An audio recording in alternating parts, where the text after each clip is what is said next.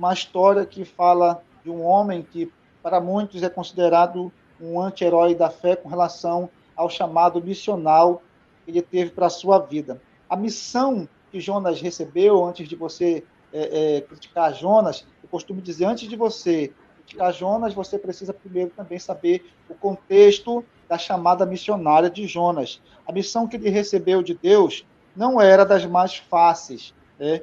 Ao que parece, Jonas foi o único profeta que foi enviado para pregar para uma nação gentia. O profeta que começou a profetizar no reino de Jeroboão II, do reino do norte, que era um reino próspero, ele foi chamado por Deus agora para profetizar, para levar uma mensagem a uma nação totalmente gentia. Quando eu digo gentil, é com relação àquelas pessoas que eram inimigos de Deus, pessoas que não conheciam a palavra. Então a gente tem Nínive, era a maior cidade do mundo daquela época, a mais violenta, a mais perversa, a mais rendida ao pecado, onde mais se praticava a feitiçaria. As suas práticas desumanas, elas eram muito conhecidas quando eles invadiam ou venciam os seus inimigos. Eles praticavam aí o vazamento de olhos, decepavam as mãos das pessoas, os pés, as orelhas, eles esfolavam e decapitavam as pessoas e no final das batalhas vencidas gostavam de empilhar crânios humanos em forma de pirâmides. Então eles eram pessoas cruentas, pessoas más mesmo, que não tinham misericórdia de ninguém. Mas Deus tinha um plano e tinha pressa em salvar os ninivitas. Deus tinha um projeto missionário para resgatar essa cidade aí. E então, por que que Jonas ele é comissionado e diz não a esse chamado missional para a sua vida? O que que fez Jonas fugir desse chamado missional? Primeiro, a gente observa que o livro de Jonas já começa com uma ordem de Deus. Vai à grande cidade de Nínive. E Jonas, primeiro, eu vou pontuar aqui um por um, ele não tinha problemas familiares. Jonas não disse para Deus: a minha esposa não vai deixar, a minha esposa não quer que eu vá, os meus filhos não vão concordar com a ideia de eu me lançar no campo missionário e colocar a minha vida em risco. E não apresenta problemas com relação à discordância familiar. Jonas também não tinha problemas financeiros. Ao que parece, Jonas tinha uma boa condição financeira. A gente tem aqui, com relação a essa cidade de Tarsis, que ficava a 4.000 quilômetros de Jope. Naqueles dias, essa viagem durava pelo menos um ano, ou seja, Tarsis ficava no fim do mundo.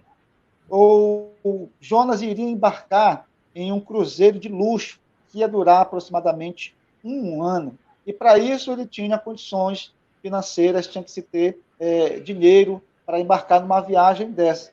Eu comparo muitas vezes a nossa dificuldade com relação à missão e até à própria igreja. Nós sabemos que nós colocamos dificuldades em muitas coisas na igreja e muito mais na missão com relação ao valor financeiro. Às vezes nós pensamos, para ajudar a missão, custa muito. Patrocinar um missionário custa muito caro. Adotar uma criança do projeto Moçambique custa muito caro. A gente acha que não tem condições financeiras, mas não nos falta a nossa viagem programada no mês de julho, não nos falta o passeio para a praia, não nos falta o ar-condicionado, a TV a cabo, a nossa internet. A gente tem dinheiro para muitas coisas, mas nós achamos muito caro quando nós falamos em investir em missão. É muito pouco. Se você souber o que é investido em missão, o que nós investimos em missão, para chegar lá é pouco demais. Então a gente passa despercebido com relação a isso. O que a gente tem feito para ajudar os projetos missionários no sentido financeiro? Como é que está as famílias missionárias? Como é que está o recurso para essas pessoas? Onde eu posso colaborar? Como é que eu faço? Quem eu procuro? Que pastor eu procuro? Quem será que vai me dar essa informação para que eu possa ajudar o projeto financeiro? Então, Jonas também não tinha falta de dons. Jonas era uma pessoa capacitada, ele era profeta, ele já havia profetizado no Reino do Norte, então ele era um homem capacitado também. Tem muitas pessoas que dizem que não fazem missão porque não têm o dom. Aquela desculpa que a gente sempre ouve, é porque eu não sei pregar, eu não vou para missões porque eu não sei cantar, eu não vou para missões porque eu sou muito tímido, eu não vou para missões porque eu não tenho o talento que fulano tem, eu não vou porque eu não tenho a coragem que a pessoa tem, eu não tenho nenhum dom. Mas a Bíblia diz, e nós sabemos disso, que não existe nenhum ser humano que seja desprovido de dons. Pelo menos um dom você tem que ter. E esse dom que você tem que usar para a glória de Deus em prol da missão. Seja qual for o seu talento, seja ele de cantar, de pregar, de desenhar, de fazer artesanato, seja de contribuir, seja qual for o seu talento, você tem um dom, você tem um talento, esse talento tem que ser usado para a glória de Deus. Então, esse não era o inimigo da chamada de Jonas. Jonas tinha talento também. E a falta de apoio ministerial. Tem muita gente dizendo que não faz missão, não se envolve em missões, porque a convenção não apoia. Não faz missões porque o seu pastor local não apoia, porque a igreja não se envolve em missões. Jonas não tinha problemas com a convenção. Jonas não tinha esse problema porque quem estava patrocinando e quem estava enviando Jonas era o próprio Deus, o dono da missão. Então, esse não era o problema de Jonas. Qual não era o inimigo da chamada de Jonas? Problemas políticos. Quando Jonas é chamado por Deus, Deus, essa chamada para Jonas, nós percebemos isso. Jonas, ele não tinha problema nenhum, ele não disse assim, Senhor, eu não posso ir para Nínive, porque o governador de lá, ele proibiu a entrada de missionários no país. Jonas não tinha problema nem para sair de onde ele estava e nem para entrar em Nínive. Ele não tinha problemas com relação a essa proibição. E quando a gente fala disso, a gente se lembra logo do nosso país, do Brasil, um país abençoado, onde a gente cristão tem o livre acesso e o livre arbítrio para pregar a palavra. Claro que nos últimos dias a gente está vendo que esse negócio vai mudar, mas hoje nós somos, sim, um povo que tem a oportunidade de sair de onde está, de um estado para o outro, ir em lugares, pregar a palavra, porque nós temos uma liberdade de expressão, isso nos permite pregar a palavra. Então, Jonas não tinha esse problema político para entrar em Nínive e nem para sair de Israel. Esse não era o seu problema. Jonas também, qual não era o seu inimigo missional? Não era a falta de potencial. Jonas foi um dos homens mais capacitados com relação à pregação da palavra. A gente olha para o próprio João Batista, que esteve pregando a palavra de Deus, mas não conseguiu convencer todas aquelas pessoas da sua época. A gente vê muitos pregadores, o próprio apóstolo Paulo, homens que desbravaram, que implantaram igrejas, mas me mostre na Bíblia Sagrada uma pessoa que com um só sermão, uma só pregação, ganhou uma nação inteira. A Bíblia diz que era necessário 3 dias para percorrer a cidade de Nínive.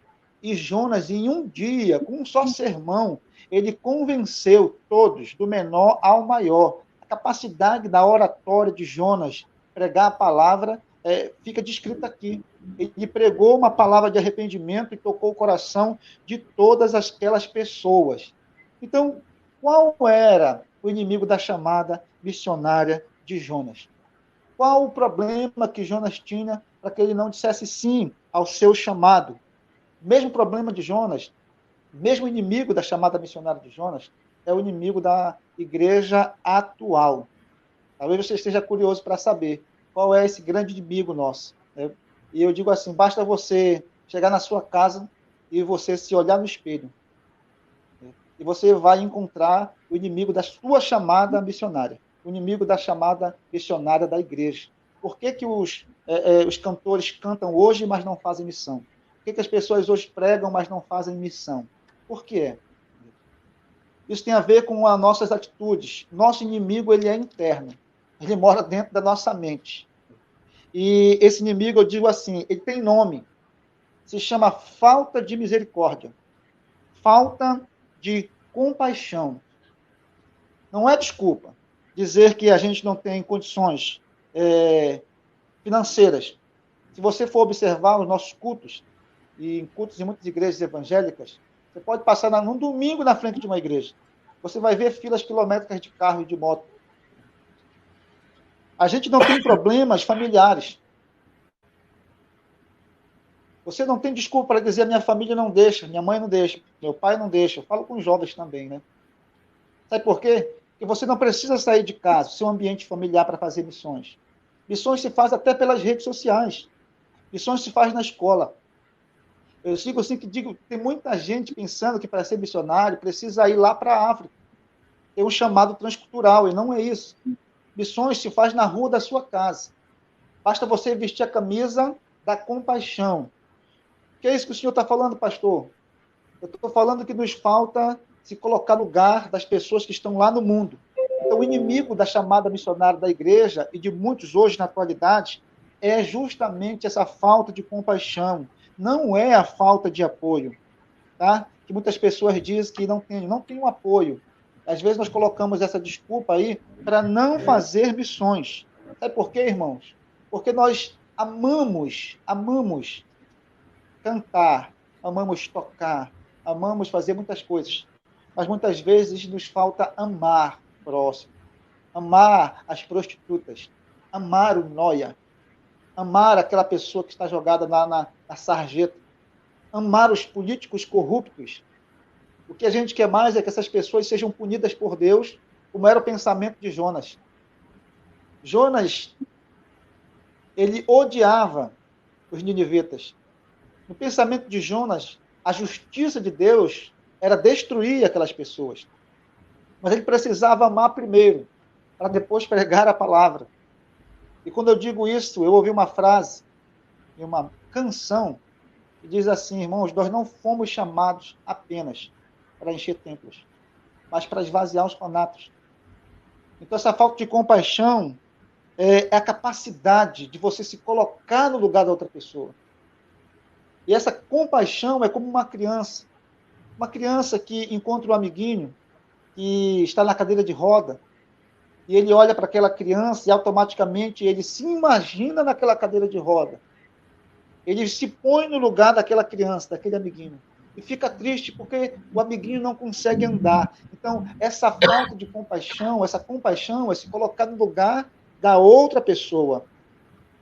Nós precisamos sentir a dor dessa mulher que está precisando vender o corpo. Nós precisamos sentir a dor dessa pessoa que está lá na Cracolândia, sendo escravizado. Nós precisamos se colocar no lugar dessas pessoas, dos nossos irmãos ribeirinhos, que estão distanciados, geograficamente falando, que estão em lugares tão distantes, que não têm internet, que não têm luz elétrica, que não têm acesso a saneamento básico, alguns à educação, pessoas que estão distanciados e não são visitados pelas igrejas, pelos missionários, e nós nos colocamos no lugar dessas pessoas, é viver o que eles vivem. A compaixão gera em nós, irmãos, a vergonha de pregar o ano inteiro e não ganhar uma alma para Jesus. A compaixão gera em nós a vergonha de não fazer discípulos. A compaixão nos tira da nossa zona de conforto. E hoje nós precisamos de uma geração que tenha compaixão. A igreja não precisa só de pregadores e cantores, nós precisamos de pessoas que tenham misericórdia, que tenham compaixão, pessoas que sejam capazes de sair do seu lugar, pessoas que sejam capazes de dizer: eis-me aqui, Senhor, para estender as mãos para essas pessoas que estão às margens da sociedade. O evangelho verdadeiro, genuíno, é esse. Eu digo que a igreja ela se acostumou muito entre as quatro paredes, e as quatro paredes têm sido os nossos maiores inimigos, é sair da nossa zona de conforto.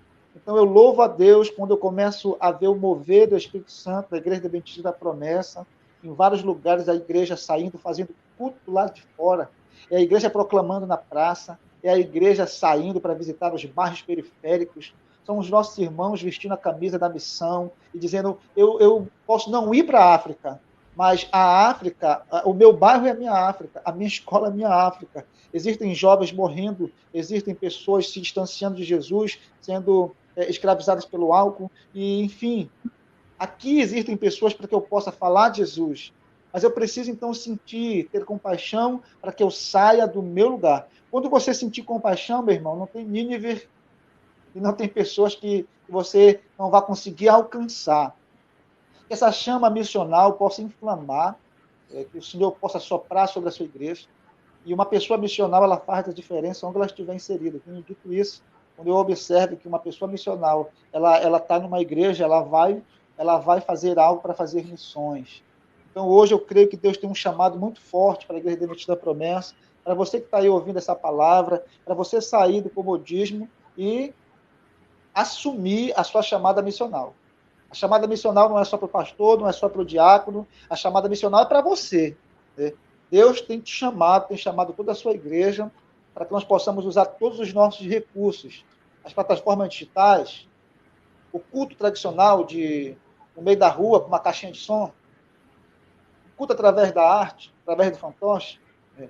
O que a gente pode fazer? Todos os nossos recursos, sim, nós podemos usar para alcançar mais pessoas e pregar essas boas novas do Evangelho.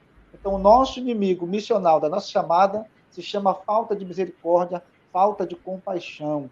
Coloque no lugar dessas pessoas, coloque no lugar de uma mãe que tem um filho que está lá no presídio, se coloque no lugar de um pai que tem um parente, que tem um filho que está encarcerado. Aí você vai sentir a dor. Quando você estiver no lugar dessa pessoa, você vai sentir a dor.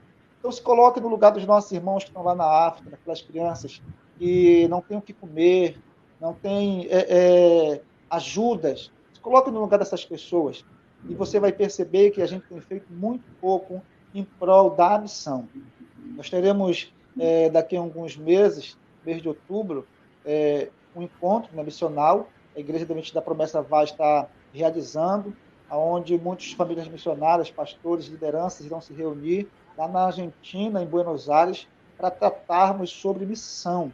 E nós recebemos esse convite, estaremos indo junto com o pastor Francileu para participar desse encontro missionário, a gente diz assim, a nível mundial mesmo, né? Porque é Brasil, Argentina, Uruguai, Paraguai. Então, a igreja está pensando missão, a igreja está ativando o modo missão. Só falta você ativar o seu modo missão, tá bom? Então, eu quero deixar essa palavra, que ela possa impactar a sua vida e você carregue o emblema Eu sou um missionário de Jesus. Em nome de Jesus, Diaconisa, eu quero agradecer essa oportunidade. Que Deus continue abençoando esse programa e aí vocês continuem sendo instrumento de Deus através das plataformas digitais, levando a palavra, motivando a igreja, motivando os irmãos. O programa, como a senhora falou, é um programa missionário, é um projeto de Deus. Então, é isso, meus irmãos, que nós possamos pensar e viver missões em nome de Jesus. Esse é o chamado de Deus, é a vontade de Deus para a nossa vida. Amém.